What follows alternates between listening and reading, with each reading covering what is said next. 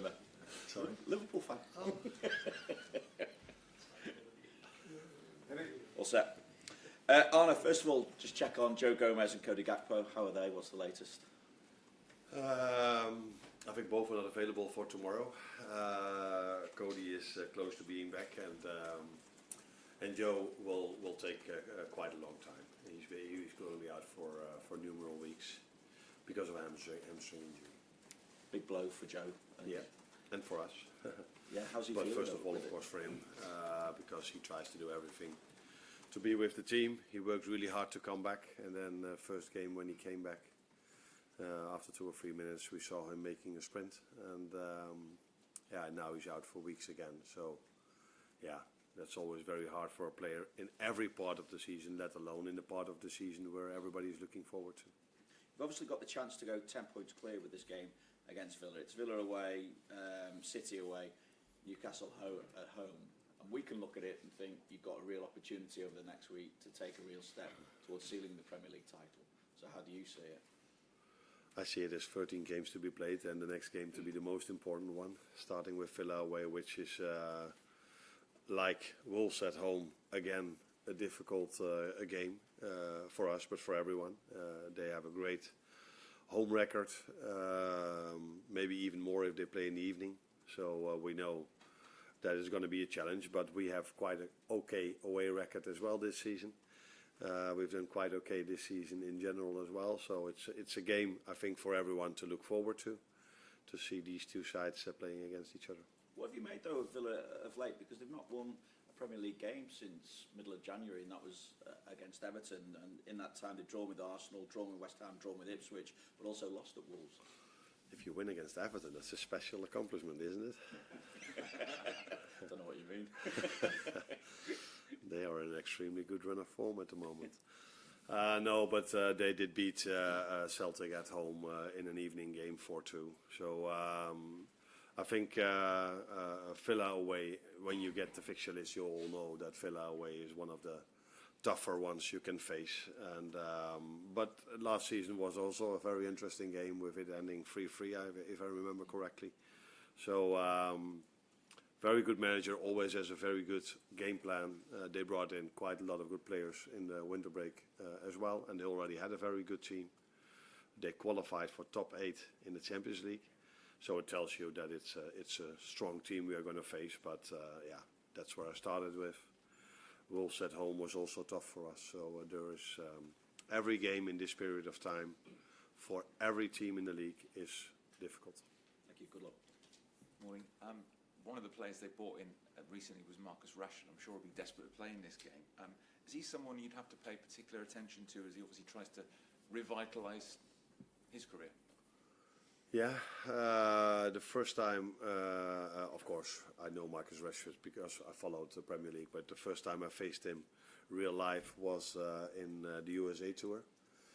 And I was impressed. I was really impressed how fast he is, how he has a nice height. Comfortable with the ball, so I think he's a very good player, and I hope for him as well that he's going to show that at Villa. Of course, I'm not hoping that he will do this tomorrow, but I would be completely surprised if a player of that quality is not going to show this in the upcoming months, because yeah, he's a very good player in my opinion. It was obviously nervy at the end against Wolves. Is that only natural though at this stage in a title race, and is it anything? Can you do anything to affect that? I think it is because we are going to the end of the season, and not because of us, but because of what people make of it. Because we've played more games at home or away that we led by 1 goal, and in the end it was also tight. So I can remember Crystal Palace away, where it was really tight in the end, and we had to and Vitor Jara had to make a big save to secure the win. And we didn't even need a big save now to secure the win. But yeah, if then this happens in the end of the season, people, you guys, are going to talk about nerves. But yeah, secure a win in the Premier League, if you are only leading by 1 goal, is always going to be a lot of defending and a lot of hard work. Yeah, and during large parts of the season, it's just hard work. And in the end part of the season, we talk about nerves. Not me, but a lot of people talk about nerves there. Arne, when you won the title with Feyenoord in the run-in, I think it was 5 times in 6 games where you won by 1 goal. So I'm just wondering, what experiences can you call upon from that run-in to potentially help this season? I think it always helps if you've experienced it already, and that's not only for me, that's also for the players. But it's difficult to take things from that period of time towards this period of time, different players, different opponents, different leagues. So, but it tells you, again, what I've said so many times, that in the end phase of the season, it is a lot of games are really tight. It's not only ours. If I just look at all the results, I even saw yesterday playing Barcelona. It's a team I admire a lot and play really good football this season, but they, in the end, they were close to conceding the 1-1. So it is the end phase of the season where results like this are quite common, like in our title-winning season with Feyenoord as well. It tells you that you have a team that fights till the end, and these games you need to win if you want to achieve something. I know we're focusing on the 1-goal margins, but one player that came on Sunday and did really well in achieving that was Wataru Endo, and that was only his 4th game of the season in the Premier League, where he's played more than 10 minutes, excluding stoppage time as well. Just wondering, how crucial do you see someone like him being in terms of seeing out games towards the end of the season when, as you say, it could be so tight? I think Wata has been really useful for us this season. It's not always a matter of how many minutes you play. You can be very important in 2 minutes, and you can be less important in 90 minutes. But what makes Wata special, in my opinion, is every time we have to rely on him, if it's 5, 10, or 20 or 25 minutes, he shows up. And that sounds much more simple than it is, because if a player hardly hasn't have a lot of playing time, then to be mentally so strong that if the team needs you, you can bring your best performance. And that's not always easy, because mostly you see players that don't play a lot find it difficult to get their rhythm or their quality in the less playing time they get. The only thing is, defending is always more easy than creating. So if you play a player that hasn't played for a long time and it has to create something, and he has to create something, is always more difficult than defending. But he's been important for us, and he will be important for us in the upcoming weeks as well. We've heard already the talk about nerves and pressure and the running starting. I'm just wondering, with the experience of the players you have in the dressing room who have been there and done it already, how much do you lean on them to deal with it themselves, or pass on that experience to people, and how to handle it?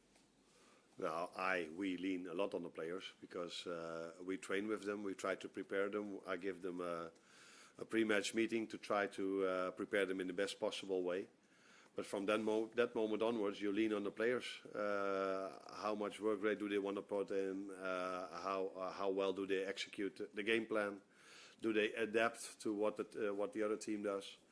So yes, you always adapt on players, and I think it helps you if a team or a player already won something, but don't make that too big, because you still have to play for it, and you can't compare the circumstances. So the ones that won the league here already, that was in Corona time without fans being in the stadium, they were, if I'm correct, at a certain point 25 points up. Yeah. So you can hardly talk about pressure then. Although I'm a type of manager, if there are 10 games to be played and I'm 25 points up, I still feel like, oh, we have to win too. But no, there's hardly any pressure then. But we do lean on the players because they have to show up and they have to bring the performances in. But not in a manner that they are today, tomorrow, or whatever date they do present a meeting on how to deal with with the pressure. No, that's not how it works. But the players you've got in there, thinking of like Virgil and Alisson, but they are so experienced and they've had that level of experience to be able to just sort of put it all to one side and just concentrate on the job.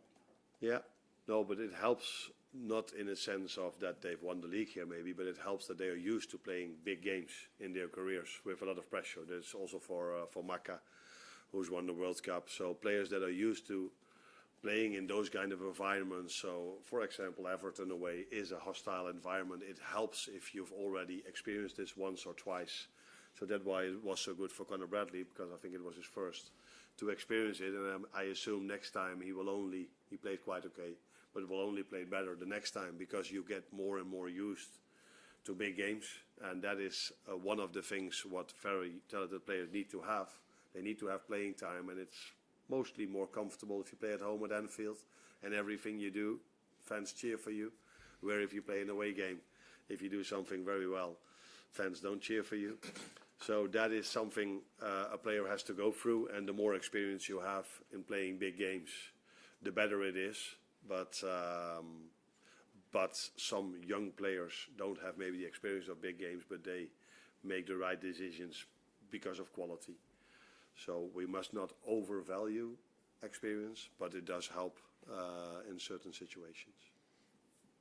Hi Arne, you mentioned after the Wolves game that there's more of a mental toll of the recent games rather than necessarily a physical toll. Considering you're playing at the moment every 3 or 4 days, is it actually harder to get the players to reset and recharge mentally than it is physically? Because obviously they can sit in an ice bath or recharge, but they might still be thinking about the last game or the next game to come. Yeah. No, it depends on how the last game went. And that's why I said after the Everton game, it wasn't a surprise to me that the players weren't tired, but they were more tired than they maybe were in previous games, because the Everton game, the way that game went, all the things that happened during that game, and then especially in the last 8 minutes, that costs a lot of energy for everyone that was involved. That's why you can't compare tomorrow with last Sunday. I think we had a good win. We didn't play our best football, but to go away with a win gives us different reaction than after the Everton game, where we eventually conceded in the last second with so many things happening. That probably was the reason why we were not that much, and not everyone, because I think if I had only 1 or 2 players in my mind that looked a bit exhausted, the rest didn't. But so on the other side of that, the fact that they were able to come through a similar challenge against Wolves that they face against Everton, will that give them maybe a mental boost going into these next 2 tough games against Villa and Manchester City? I think we managed many times already to get a win over the line, where I think we won quite a lot of games with 1 goal difference. I'm not even sure, but I think we did. But there were also moments, Newcastle away, where we conceded in the last minute. Man United at home, where we conceded, I think, 5 to 10 minutes before the end. And now this game, these things happen in a strong league as well, that you sometimes concede a goal in the last minutes of the game. Of course, it gives us confidence that we this time brought the win over the line. Again, like the Everton game, we didn't give anything away in the last 20 minutes. Till the moment at Everton, we all remember. We do take confidence from both last 20 minutes, because we had a certain feeling about the goal we conceded as well. So both games give us confidence, but it definitely helps that we didn't concede in the same manner as we conceded against Everton in the last minute. Just on Joe, is there any danger he'll miss the rest of the season? He will miss large part of the end of the season, but we expect him to be back in the end phase of the season. Yes. Will he need surgery? He might, but that's something we still have to assess.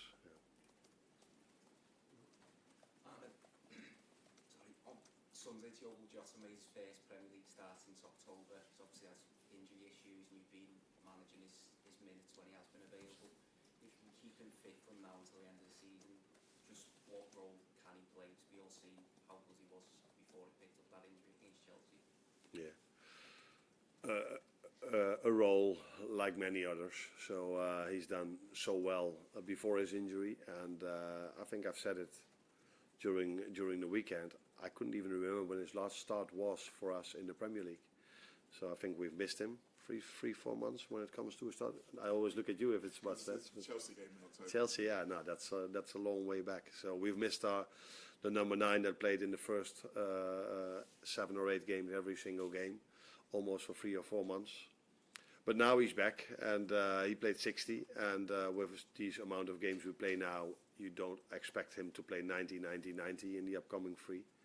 But he will be involved in hopefully all the 3 games, and hopefully with a lot of minutes as well. Thanks, Arne.